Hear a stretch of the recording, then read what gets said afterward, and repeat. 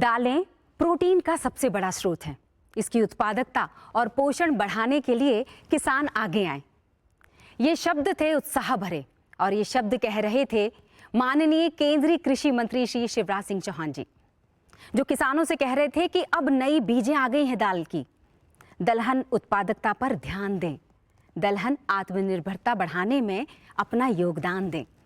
ई-काड़ा के उस ऑडिटोरियम में उनकी आवाज़ गूंज रही थी और उस आवाज़ के साथ और बहुत सारे अतिथि मौजूद थे। अन्य राज्यों के कृषि मंत्री भी मौजूद थे, ओडिशा के उप मुख्यमंत्री भी मौजूद थे, तो मौजूद थे संयुक्त सचिव संजय कुमार अग्रवाल, जिन्होंने इस कार्यक्रम की सबसे पहले रूपरेखा रखी। क्या था वो पूरा माहौल, क्या हुआ उस ऑडिटोरियम में, आइए आपको शब्दशः बताएंगे, दिखाएंगे और उस दलहन आत्मनिर्भरता के लक्ष्य को समझाएंगे। श्री राम कृपाल यादव, कृषि मंत्री बिहार की उपलब्धियों के बारे में चर्चा करते हुए कहा कि छोटे किसानों के लिए दलहन की खेती लाभदायक बन रही है।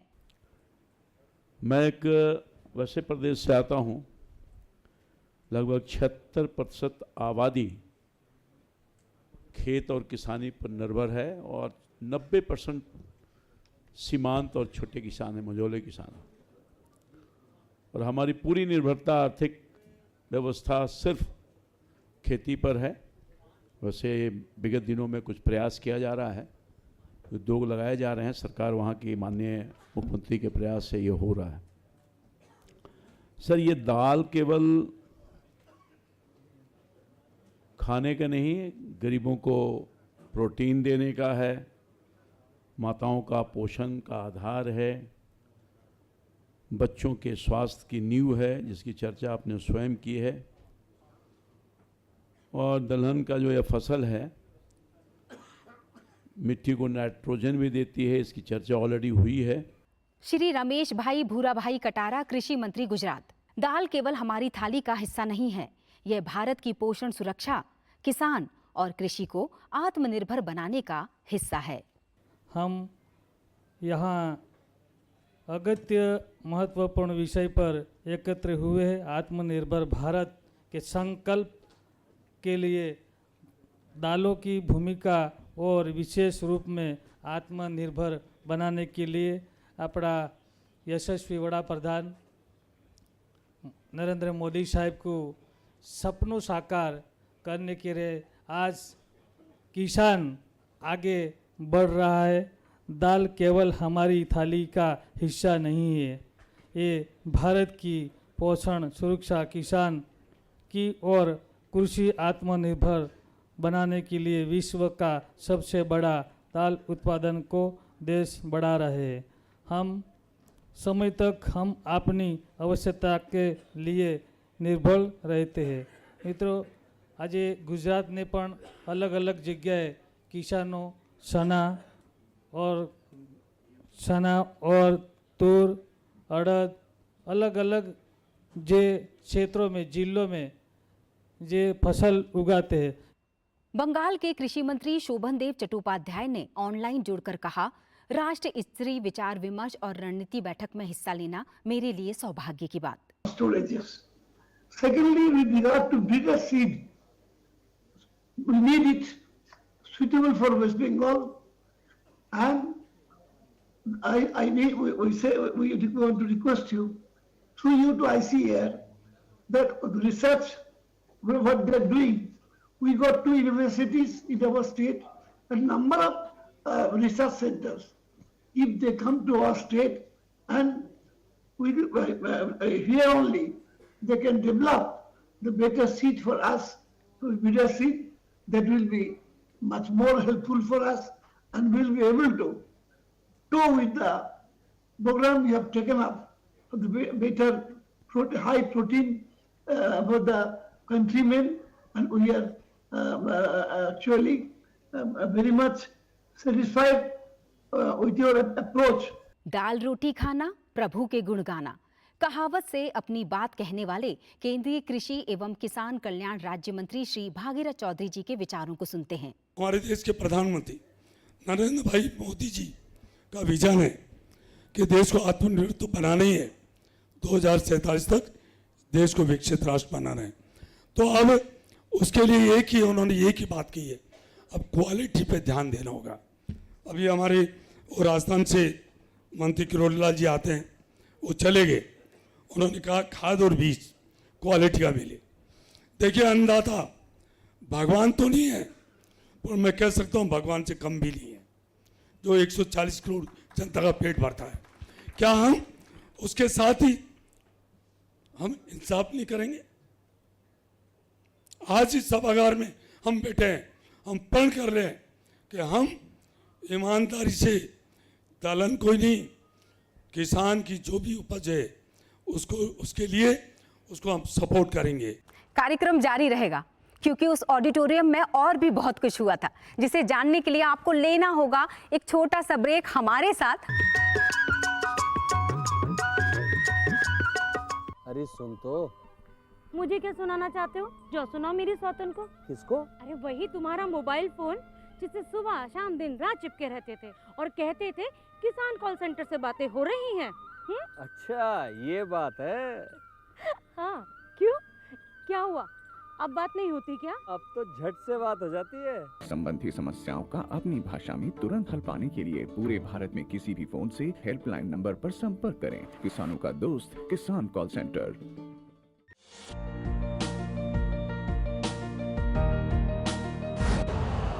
यूरिया का स्वदेशी उत्पादन 70 लाख टन बढ़ाने के लिए 6 उर्वरक संयंत्रों का उद्धार किया जा रहा है। FCIL के गोरखपुर, सिंदरी, तलचर और रामागुंडम संयंत्र, HFCL की बरौनी इकाई और BVFCL की नामरू फोर्थ। सोने पर सुहागा ये है कि देश में अब बनेगा सिर्फ नीम लेपित यूरिया, क्योंकि इससे होगा किसानों का फायदा ही फायदा। अनाज का उत्पादन 10% तक बढ़ेगा, बढ़ेगी 10 से 15% नाइट्रोजन क्षमता।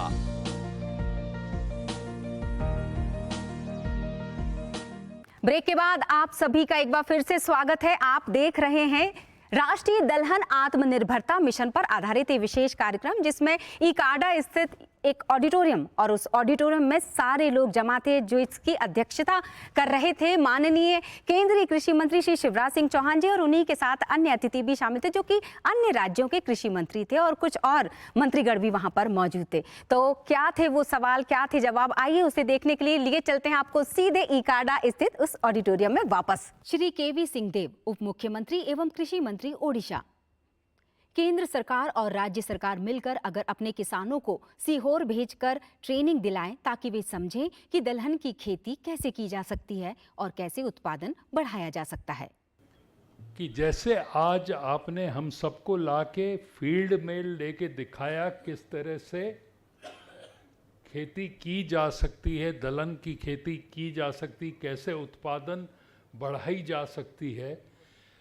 केंद्र सरकार और राज्य सरकार अपने किसानों को अगर भेज के सीहोर में ट्रेनिंग प्राप्त करवा सके तो मेरे ख्याल से दलहन का उत्पादन देश भर में चारों तरफ बढ़ पाएगा।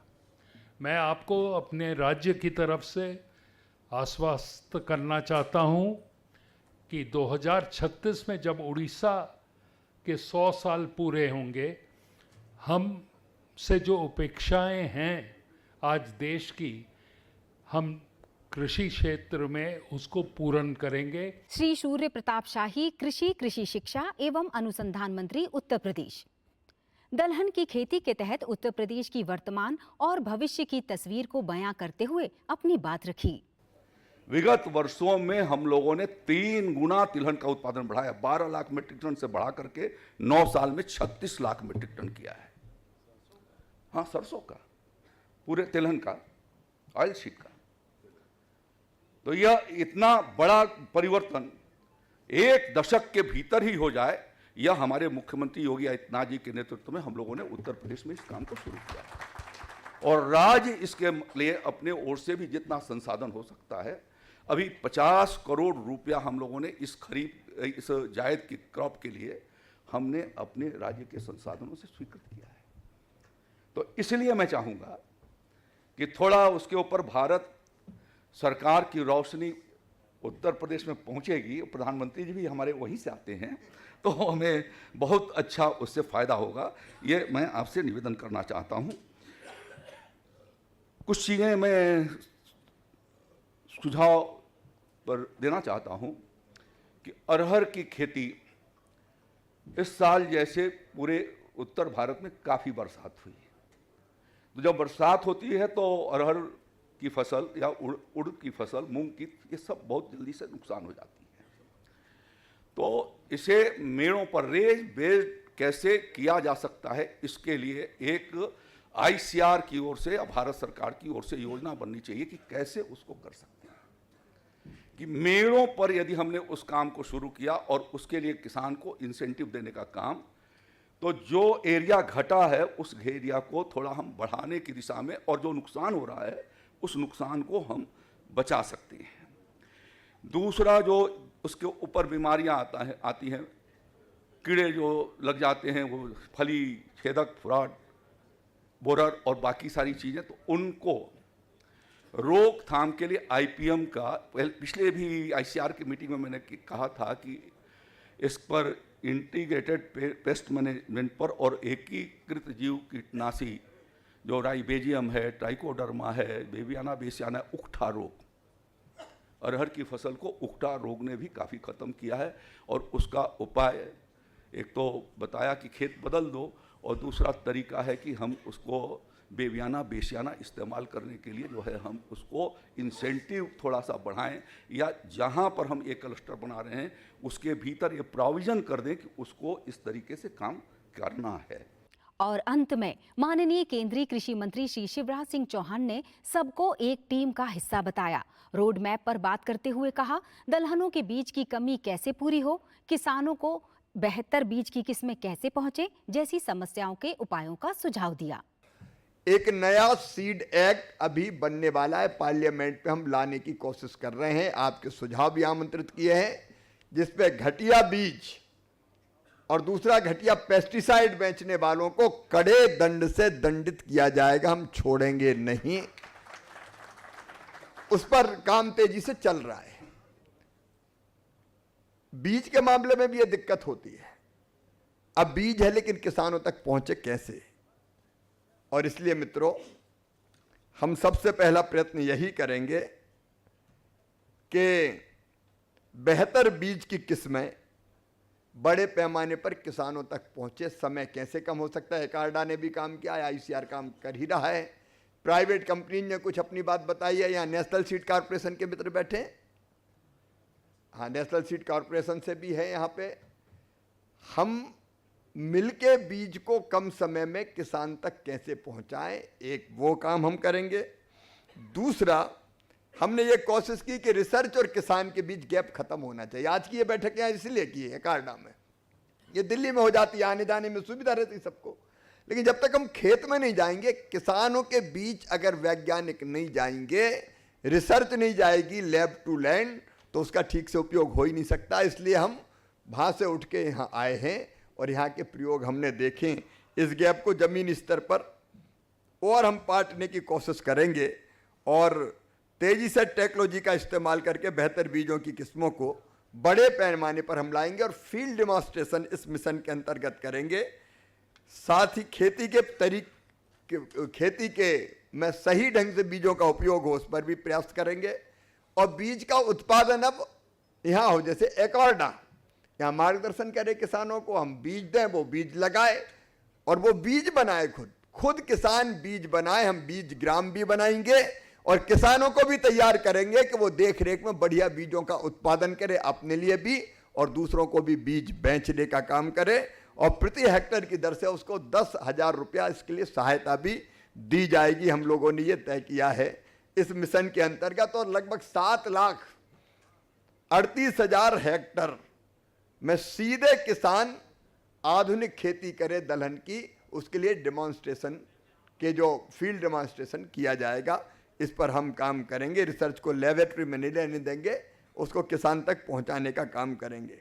हम क्षेत्रफल भी बढ़ाएंगे, मतलब ज़्यादा क्षेत्र में कैसा है, सब ने कहा कि खाली ज़मीन, जैसे मध्य प्रदेश की उदाहरण आया, गर्मी में गेहूं काटने के बाद अप्रैल में मई जून में खाली रहती थी, अब वहाँ मूंग की फसल हो रही है। तो वैसे ही दलहन की फसल को राइस फैलो या खाली जमीन पर इंटरक्रॉपिंग, सबके सुझाव आए। इंटरक्रॉपिंग के माध्यम से भी बाकी क्रॉप्स के बीच हम लगाने का प्रयास करेंगे। क्लस्टर आधारित प्रदर्शन, पूरे पैकेज, प्रैक्टिस, मशीनीकरण की सहायता। मशीन की बात आई, मैं डिटेल में नहीं जाना चाहता।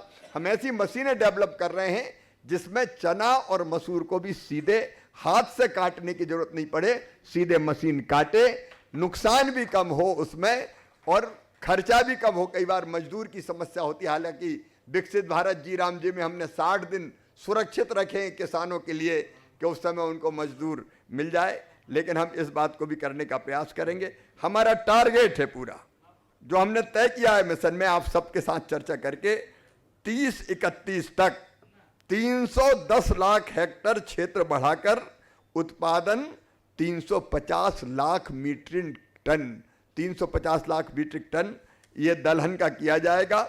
और ये हम इस मिशन के माध्यम से पूरा करने का प्रयास करेंगे। उत्पादकता के बारे में जब प्रेजेंटेशन हुआ, अलग अलग राज्यों में उत्पादकता अलग अलग है, कहीं कम है, कहीं ज़्यादा है। राज्यों में भी, जिलों में अगर आप देखें तो उत्पादकता कम है और ज़्यादा है। एक राज्य में, एक जिले में ज़्यादा पैदा हो रहा है, दूसरे जिले में कम पैदा हो रहा है। इसका सीधा मतलब यह कि हम ढंग से प्रयत्न करें तो ये उत्पादकता सब जगह बढ़ाई जा सकती है। और इसलिए उच्चतम उत्पादकता कैसे प्राप्त की जा सकती है, इस दिशा में हम कोई कसर नहीं छोड़ेंगे। आपके जो सुझाव आए हैं उन सुझावों को हम पूरी तरह से इसके लिए इंप्लीमेंट करने का काम करेंगे।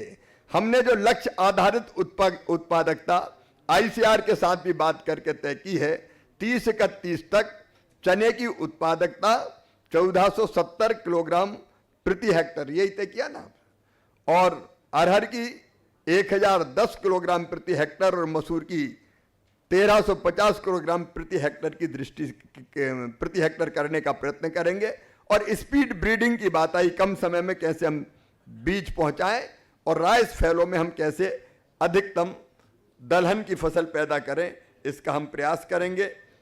और इसके साथ हम नए बीजों की किस्में जो मैंने पहले बताया उन पे रिसर्च कर, रिसर्च ब्रीडर बीज, फाउंडेशन सीड, सर्टिफाइड बीज किसानों तक पहुंचाने के लिए एक साफ पाइपलाइन बनाने का हम लोग काम करेंगे। फिलहाल कृषि से जुड़ी हुई खबरें जानने के लिए सबसे पहले तो हम देख लेते हैं खबरें खेती की। नमस्कार किसान भाइयों, खबरें खेती की में आपका स्वागत है। आइए नजर डालते हैं आज के प्रमुख कृषि समाचारों पर। भारत अमेरिका ट्रेड डील कृषि के लिए सुनहरा अवसर, किसानों के कल्याण के लिए मिशन मोड में करें काम, श्री अन्न से आत्मनिर्भर बनेगा किसान, सब्जियों की उन्नत किस्में और गेहूं में भूरा धब्बा रोग। और अब खबरें विस्तार से। केंद्रीय कृषि मंत्री श्री शिवराज सिंह चौहान ने भोपाल में आयोजित प्रेस वार्ता में भारत और अमेरिका के बीच हुई हालिया ट्रेड डील को ऐतिहासिक और अभूतपूर्व बताया। उन्होंने कहा कि यह समझौता भारतीय अर्थव्यवस्था को नई दिशा देगा और भारतीय किसानों के लिए नए अवसर खोलेगा। श्री चौहान ने कहा कि यह डील केवल व्यापारिक समझौता नहीं है बल्कि भारत की बढ़ती वैश्विक प्रतिष्ठा का प्रतीक भी है। भारत की नीति अब कमिटमेंट की है, कंप्रोमाइज की नहीं। इस डील के माध्यम से दुनिया को यह संदेश दिया जा रहा है कि भारत एक भरोसेमंद और मजबूत साझेदार के रूप में उभर रहा है। श्री चौहान ने यह भी बताया कि भारतीय कृषि उत्पादों को अमेरिका में शून्य शुल्क पर निर्यात करने का अवसर मिलेगा। विशेष रूप से मसाले, चाय, कॉफी, नारियल, काजू, आम, अनानास और अन्य कृषि उत्पादों पर टैरिफ में बड़ी कटौती की गई है।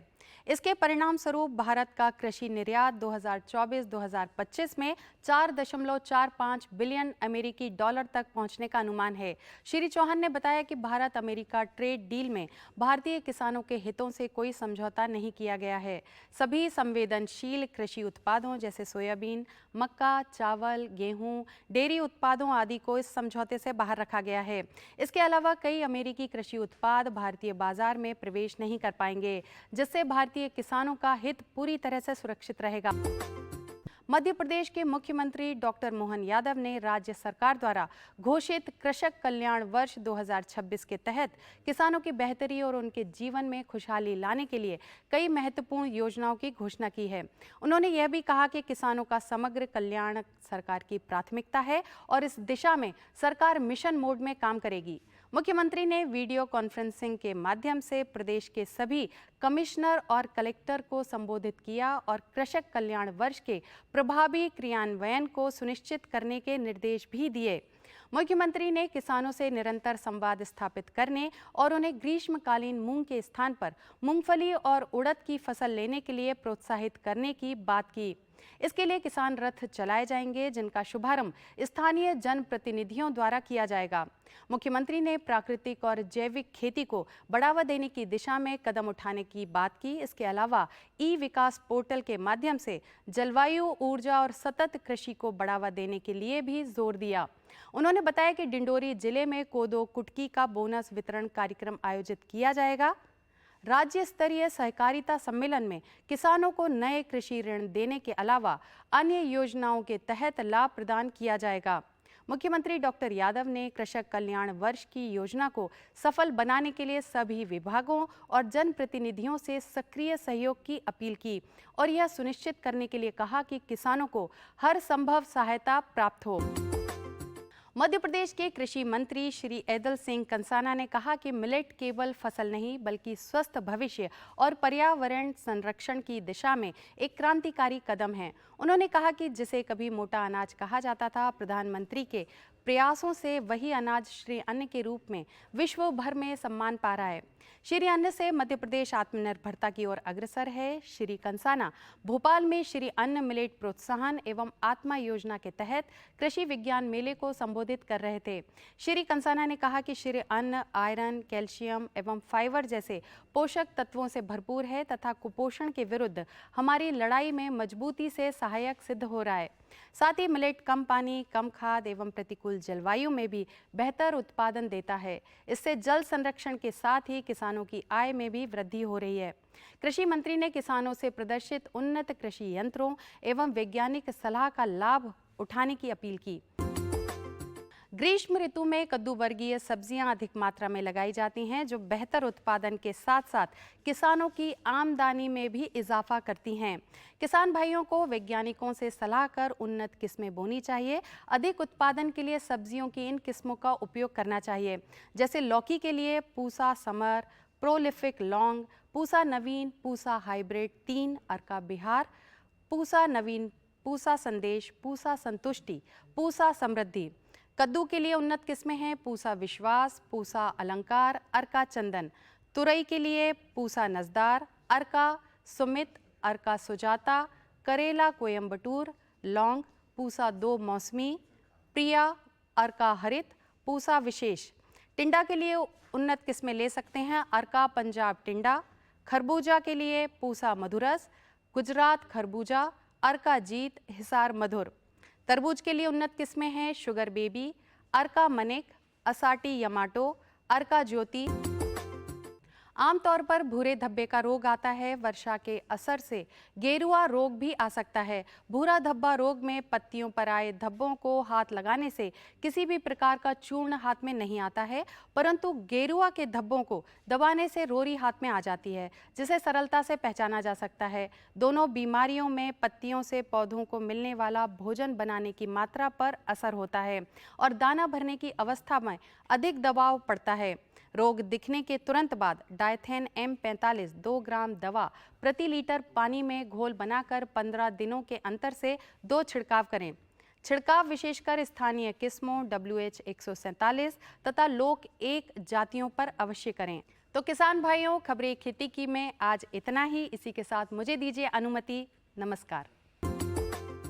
तो चलिए फिलहाल के लिए इस कार्यक्रम में इतना ही। आप जुड़े रहिएगा कृषि दर्शन के साथ, जो कि आपको पता ही है कि सोमवार से लेकर शनिवार तक शाम को 6 बजे प्रसारित किया जाता है। और इस कार्यक्रम के साथ आप सभी दिनों के कार्यक्रमों का भी आप पुनः प्रसारण रोजाना देख ही सकेंगे। शाम 6 बजे ये आप देखेंगे कार्यक्रम और फिर उसके बाद पुनः प्रसारण रात्रि 12 बजे किया जाएगा। कार्यक्रम एक बार फिर से रट लीजिए, कृषि दर्शन और आपका अपना चैनल मध्य प्रदेश दूरदर्शन।